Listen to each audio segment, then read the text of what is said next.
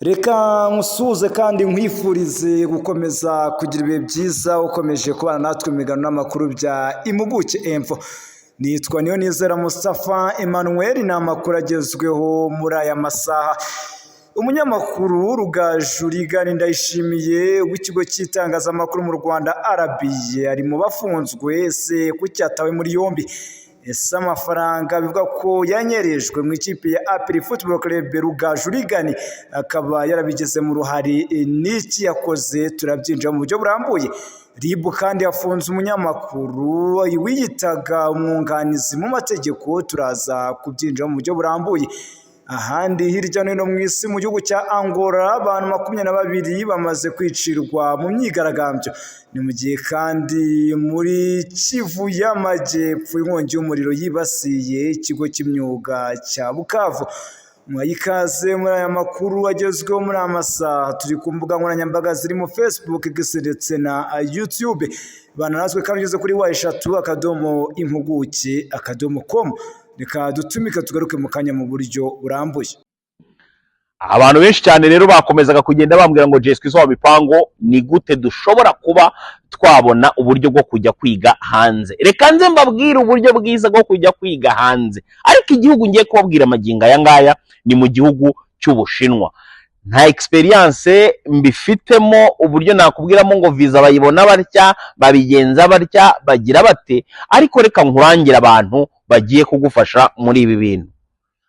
Hamagara ino nimero ubona ahangaha, uhamagare abitwa The Planet School Services bagufasha. Bo ni nk'umurabyo ushiduka ugeze mu Bushinwa.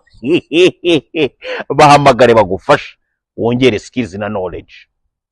Isaro Maize Flour, iyi ni akawunga nimero ya mbere abayiteguriye ku mafunguro bayikurira ingofero. Baturage mwifuza gucukubira n'imirire mibi ndetse mugahorana imbaraga mu mubiri, mbayiteyemo kutabura akawunga yitwa Isaro ku mafunguro yanyu.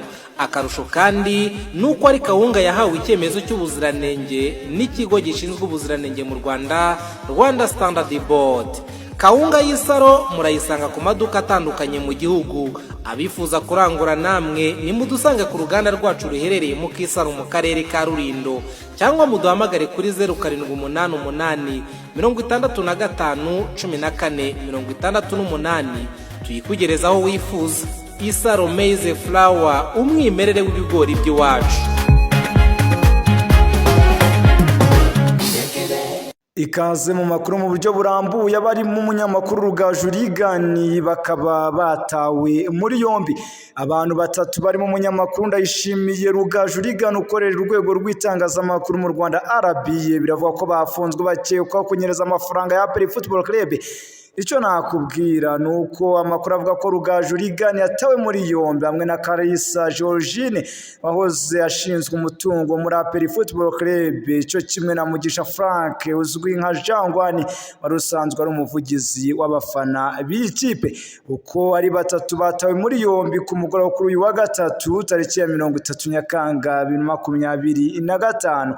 Amakuru agera ku bitangazamakuru bitandukanye by'umwihariko Impuguke Info abako bano bantu bari gukorwa iperereza ku mafaranga ataratangazwa umubare yanyerejwe mu ikipe ya APR. Naramenyekana kandi uko bayanyereje, gusa ibitangazamakuru birimo SKFM bikaba byatangaje ko amafaranga yashinjwe aba bagabo ndetse n'uyu mwari ari amafaranga ikipe ya APR yaba yarakoresheje ataragenze neza mu mikino nyafurika ya CAF Champions League, ubwo ikipe ya APR Football Club yakinaga na Pyramids yo mu gihugu cya Misiri muri Nzeri 2024. Ikindi kandi Rugaju Rigani ari mu banyamakuru baherekeje APR Football Club muri uwo mukino, aho ikipe ya APR yatsinzwemo ibitego 3-1. Akaba aricyo nakubwira kuri iyi ngingo iri kuvugwa mu ikipe ya APR Football Club, by'umwihariko no kuri umunyamakuru Rigani Rugaju na bagenzi be batawe muri yombi. hanyuma kandi tukiri ku makuru y'abanyamakuru batawe muri yombi, reka mbwire ko RIB yafunze umunyamakuru yitaga umwunganizi mu mategeko.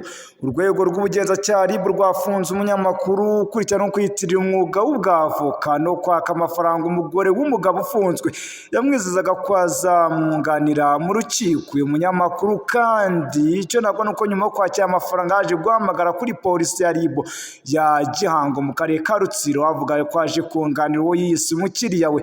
Nyuma yaje kugerageza kubivanga mu iburanisha, ariko nyine gusa ntago byaje kumenyekana ko ari umwavoka, ahubwo byaje kumenyekana ko ari umunyamakuru. Ibyo byatumye afatwa na RIB ubwo yahamagaraga abagenzacyaha agategeka kuri uwo yise umukiriya we, ndetse we abashyiraho n'igitutu. Kuri ubu ngo afungiye kuri sitasiyo ya polisi mu gihe iperereza rigikomeje. RIB iributsa abantu kwirinda ibikorwa byo kwiyitirira umwuga kuko bihanwa n'amategeko. Umuvugizi w'urwego rw'ubugenzacyaha RIB Dr Murangira Thierry yavuze ko ibikorwa nk'ibi bishobora kwirindwa kandi ko inzego zishinzwe umutekano zifite ubushobozi bwo kubikumira. Amategeko ateganya kwihesha ikintu cy'undi hakoreshejwe uburiganya ari mu cyaha kiri mu ngingo ya 3 n'iya 2, ndetse yewe akaba ugihamijwe anishwa ihazabu hagati ya miliyoni 3 ariko atarenze miliyoni 5. Reka tuva aho ngaho twerekeze mu gihugu cya Angola. Mu gihugu cya Angola nuko abantu 22 kuri ubu bamaze kwicirwa mu myigaragambyo. Kuri uyu wa gatatu guverinoma ya Angola yavuze ko umubare w'abaguye mu myigaragambyo yaranzwe n'urugomo, yamagana izamuka ry'ibikomoka kuri peteroli, dore ko yazamutseho ku musoro ugera kuri 22 ugereranyije n'umunsi wabanje aho bari 4. Imyigaragambyo icyo nakuba nuko yadutse kuri uyu wa mbere ushize, ubwo abashyamiranye nyine bageraga bashyamirana kugeza naho bagiye bigaragambya mu buryo bukomeye. Icyo nakuba nuko kandi mu kwangiza ibikorwa bigiye bitandukanye n'ubusahuzi, abapolisi bagiye bangana n'abari abaturage by'umwihariko mu murwa mukuru wa Rwanda hariya mu gihugu cya Angola ndetse no mu zindi ntara zigiye zitandukanye. Kuri wa gatatu ushize abaminisitiri ba Perezida João Lourenço bateranye bakira amakuru yajyanye n'umutekano ndetse n'igisubizo cy'abapolisi. Itangazo rya Perezidanse rivuga ko bapfa ari 22, abandi 197 barakomereka, ndetse yewe akaba batawe muri yombi bangana n'1214. Iri tangazo kandi rivuga ko amaduka 66 n'imodoka 25 byangijwe, ndetse yewe supermarket zimwe n'ububiko byasahuwe. Angola kandi irakurikizaho buhoro buhoro ibijyanye na nkunganire iri gutangwa kugira ngo ibi bibazo byabaye ingutu bibe byakemuka. Mu yandi makuru ari kuvugwa kandi twerekeze muri Repubulika ya Demokarasi ya Kongo, nuko inkongi y'umuriro yibasiye ikigo cy'imyuga cya Bukavu mu gitondo cyo kuri wa gatatu tariki ya 31 Nyakanga 2025. Inkongi y'umuriro ikomeye yafashe ikigo cyigisha imyuga cya Chapa giherereye mu muhanda wa Kinya, ni mu bice bya Bukavu ariya muri Kivu y'Amajyepfo. Umuriro watwitse inyubako zose zigeze icyo kigo muri rusange, uko amakuru aturuka muri Repubulika ya Demokarasi ya Kongo abitangaza. Kandi impamvu nyakuri yateye izi nkongi z'umuriro ntabwo aramenyekana kugeza mu ngingo ya ngaya. Abari hafi aho inkongi yabereye bavuga ko umuriro waturutse ku gashashi gato k'umuriro maze ugatangira kugenda utwika inyubako.